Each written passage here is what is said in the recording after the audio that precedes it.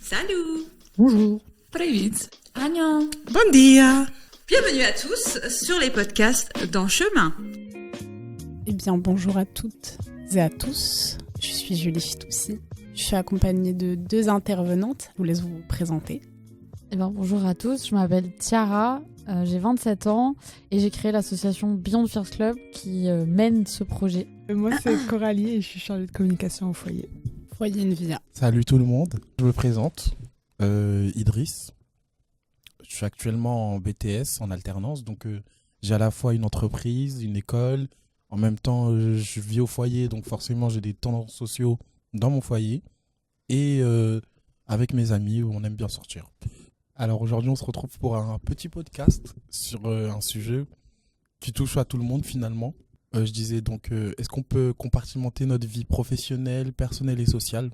Donc professionnelle, le travail, personnel quand on se retrouve soi-même ou social quand on est avec des amis, la famille, voilà. Je suis avec aujourd'hui Julie. Oui. Ah voilà, Julie, je te laisse te présenter. Enchantée, je m'appelle Julie Fitoussi et je suis également en BTS. Moi, je suis pas en alternance, donc j'ai pas encore la dimension travail. Je suis plus encore dans la dimension école, même si ça peut être comparable. Je suis aussi une jeune de foyer, donc avec Idriss, on est dans le même foyer. Voilà, ça fait maintenant 2 ans. 3 même. 3 3 qu'on vit ensemble et qu'on a vécu dans 3 endroits différents. Donc on a vécu autant en collectivité que dans des appartements respectifs, que en semi-autonomie. Ouais.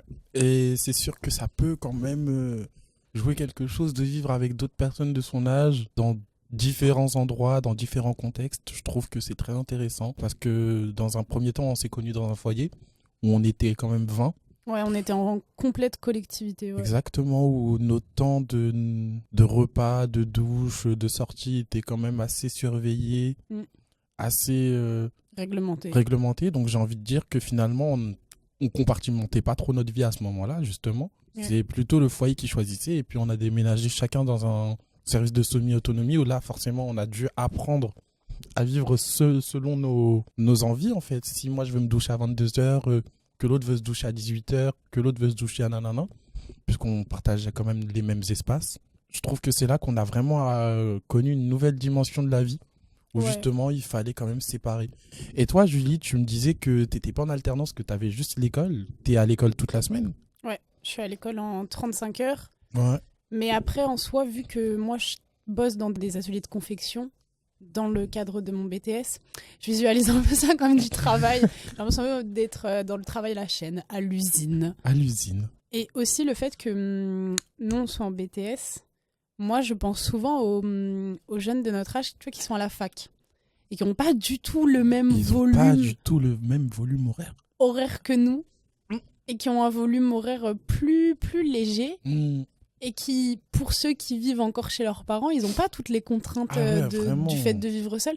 Je me dis, mais ça doit être trop bien d'avoir autant de temps libre. Ouais, genre, qu'est-ce qu'ils font de tout ce temps libre ? Parce que là, comment tu vis ta semaine ? Genre 35 heures à l'école, 10 heures de taf à la maison.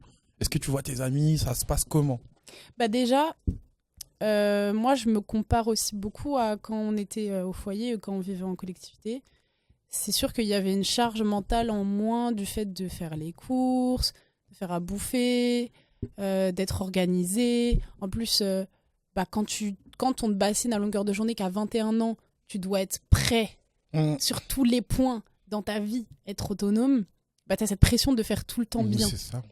Et moi, par exemple, on parlait de ça il n'y a pas longtemps, que justement ça empâtissait sur notre vie sociale, que ça pouvait empâtir sur la vie scolaire. Surtout. Parce que justement 21 ans c'est un défi. À 21 ans faut être prêt, faut être prêt à travailler pour pouvoir payer son propre loyer, faut être prêt à travailler pour prendre en compte ses charges, ses études, si on veut faire de longues études. On en parlait il n'y a pas longtemps. Est-ce que justement ça empâtirait pas dessus ?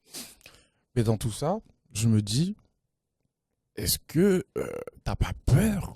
T'as pas peur justement de devoir séparer ta vie parce que au bout d'un moment on veut te retrouver seul, au bout d'un moment on veut voir les gens, des fois on est dans l'obligation de devoir travailler, donc ça peut être compliqué tous les jours de vraiment être carré, faire tout en temps et en heure. Par exemple, même faire les courses, ça devient une charge au bout d'un certain temps. C'est sûr que c'est une source d'angoisse journalière. Et c'est une discussion en plus qui est venue sur le tas entre Idriss et moi. C'était pas un sujet qu'on avait abordé avant, alors qu'on est tous les deux concernés et que on sait très bien que l'autre est concerné en plus. C'est tabou, j'ai l'impression. Ouais, mais ouais, parce que en fait, on nous met grave une pression par rapport à ça aussi. C'est ça le truc, c'est que les éducateurs autour de nous, ils s'attendent vraiment de nous qu'à 21 ans, on soit parfait. Et en fait, en même temps, moi, le truc que je comprends pas vis-à-vis de ça, c'est que j'ai l'impression qu'on nous donne pas toutes les clés. Dans le sens où, par exemple, tu vas faire ta première déclaration d'impôt, personne va te dire comment la faire ou t'aider à la faire ou te montrer comment la faire. Et quand tu leur dis, mais pourquoi ? Ils disent, parce qu'à 21 ans, tu devras le faire tout seul. Parce que les impôts, c'est important, il faut déclarer les impôts. Mais ouais, voilà, on en revient toujours au même point culminant à chaque fois. Et toi, t'es là, tu te dis, mais à 21 ans, ça va être quoi ma vie, genre ? Qu'est-ce qui va se passer ? Est-ce que je vais exploser le jour de mes 21 ans ? Mais non, c'est ça, en fait, semi-autonomie, parce que on est vraiment passé d'un foyer où on était mineurs, où on s'occupait de nous, où à la limite, nos démarches, elles étaient faites pour nous, où on assistait, entre guillemets, en tant que témoin, alors que là, on doit devenir acteur de notre placement en foyer. Et finalement, c'est comme si ça ne nous concerne pas plus. En fait, je trouve que le passage entre les deux, il est hyper brutal. Parce que tu vrai. passes d'un truc où après 19h, t'as pas le droit de sortir, tu dois venir manger à 19h30, pas 31. Tes rendez-vous, tu peux pas les prendre tout seul, c'est eux qui doivent les prendre parce qu'après, il faut qu'ils s'organisent par rapport à leur planning et tout. T'es pas du tout assisté parce qu'il y a plein de choses quand même que tu fais seul au niveau de ta scolarité et tout. Voilà, c'est toi et toi-même, tu te démerdes. J'ai envie de dire, ça dépend de tes capacités parce que personnellement, je faisais tout seul et même au bout d'un certain temps, ça les a pas saoulés, mais le fait que, en gros, j'ai pas besoin d'eux, ça a peut-être joué sur le fait qu'ils ont accéléré quelques processus ou pas. En fait, il y a des points sur lesquels on t'infantilise de ouf. Genre des points nuls. Genre, tu vas aller acheter une canette à l'épicerie à 20h, on va te dire non, tu vois. Ouais. Comme si t'étais au bagne. Mais par contre, à côté de ça, il y a plein de trucs que tu vas devoir gérer seul, sur lesquels t'auras aucun regard, alors que tu pourras avoir besoin d'aide. Et à partir du moment où tu passes en semi-autonomie, c'est hyper brutal parce qu'en fait, tu passes d'un truc hyper restrictif à aucune règle. Genre vraiment, tu fais tout par toi-même, tu décides tout par toi-même. Encore nous, on a juste une règle, c'est dormir à la maison la semaine. Ouais. Est-ce que vous pouvez revenir sur le sujet de base qui était l'équipe vie perso et peut-être discuter un petit peu de justement comment faire en fait avec toutes les responsabilités que vous avez en tant que jeune en semi-autonomie. Est-ce que vous pouvez parler de quelles sont les méthodes que vous mettez en place justement pour réussir à tenir cet équilibre vie pro, vie perso ? Et qu'est-ce que ça vous demande comme effort, par exemple, les choses qui vous manquent, et si vous deviez donner un conseil, je sais pas, à un jeune qui va se retrouver dans cette situation, qu'est-ce que vous lui donnerez par exemple ? Moi, le plus grand conseil que je pourrais te donner à quelqu'un, pas forcément qui va passer en semi-autonomie, mais même quelqu'un qui va commencer à habiter seul, c'est de se trouver des centres d'intérêt qui ne regardent que lui ou elle.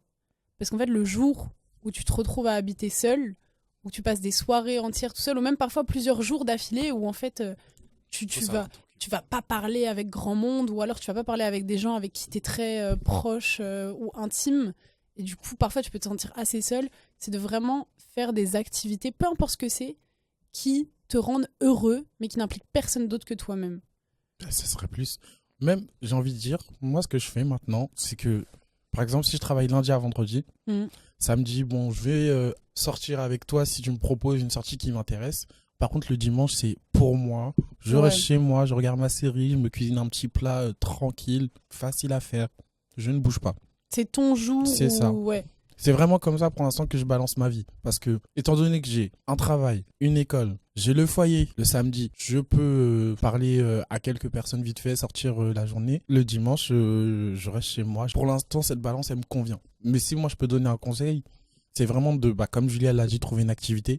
Et surtout, se trouver un jour fixe où la semaine, on ne bouge pas, où on se retrouve avec soi-même, on a le temps de réfléchir à certaines choses auxquelles on peut pas forcément réfléchir la semaine. Ou même pour éviter une surcharge mentale, juste le fait de se retrouver dans sa tête seul, ça peut faire du bien aussi. C'est quoi le plus dur et c'est quoi le truc le plus cool quand vous vous retrouvez seul et vous pouvez réfléchir à tout ce que vous avez besoin de penser ?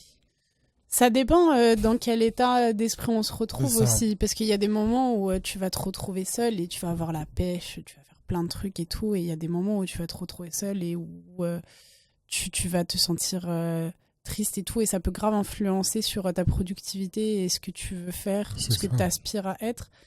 Moi, je sais que quand je me retrouve seule, j'évite de rester que dans mes pensées et genre juste de laisser fuser les idées dans ma tête. Moi, j'aime bien mettre les choses par écrit. Parce que je trouve que ça demande un processus de réflexion qui est plus intense. Et du coup, ça m'aide mieux à vraiment visualiser mes idées, les concrétiser et vraiment bien y réfléchir, en fait. Et quelque part aussi, ça me permet que je sois triste ou heureuse ou que j'ai des émotions qui me prennent vraiment à chaud, de les déposer quelque part.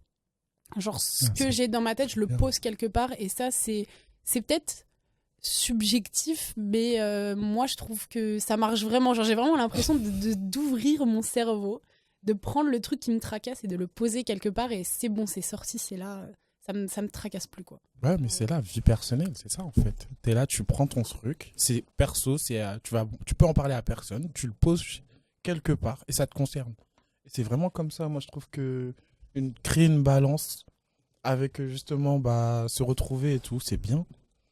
Parce que moi, j'avoue que des fois, quand je suis tout seul, je suis là, je psychote sur certains sujets, sur d'autres sujets, je vois pas certaines choses que je pourrais voir. Et parfois, tu repenses en plus au même sujet en boucle, et tu n'arrives pas à trouver de fin qui va te satisfaire. C'est ça, parce qu'en plus, la vie personnelle, moi, je la relie fortement à ce qui se passe autour de moi. Donc, au final, je suis jamais vraiment seul. Vu que quand je vais penser à quelque chose, c'est par rapport à quelqu'un. Donc, forcément, je réfléchis pas à moi. Ou c'est par rapport au travail, par rapport aux devoirs. Parce que même quand je suis seul, je travaille. Donc, finalement, la balance, elle est un peu...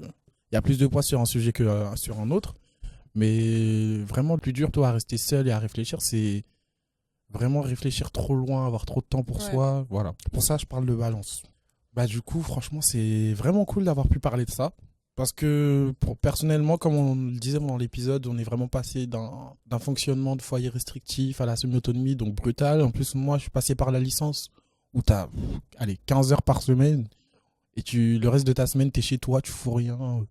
T'es assis et puis tu réfléchis à rien. Donc je trouve que franchement parler de ce sujet c'est important parce qu'en plus tous les jours il y a des nouvelles choses qui peuvent s'ajuster. Moi par exemple je suis passé d'une licence à une alternance, donc je suis passé d'un 15 heures à un 35 heures, plus les devoirs, plus tout ça. Je trouve que c'est important de parler de balance aujourd'hui parce que tout va vite. Il n'y a jamais rien en pause, donc au final se remarquer quand on donne trop d'énergie à quelque chose c'est important je trouve. Et moi, j'aimerais bien conclure par si vous n'êtes pas heureux dans votre vie, ça sert à rien de se plonger dans le travail ou de se plonger pleinement dans un truc. Allez voir des psys et soyez gentils. Consultez.